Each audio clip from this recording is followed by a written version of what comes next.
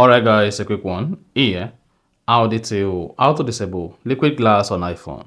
So if at the end of this you found this offer informative, please don't forget to like and then subscribe. Now, if you want to disable the liquid glass like this on your iPhone, that makes the iPhone control center transparent, like this, then let me show you how to turn this off or how to disable it. So if at the end of this you found this offer informative, please don't forget to like and then subscribe. First, go ahead and open the settings app. Scroll down and click on accessibility. Scroll down accessibility, locate and click on display and text size. Under display and text size, locate and turn on reduce transparency. Now, once turned on reduce transparency, go back to the control center and I should see the liquid glass disabled. You see that?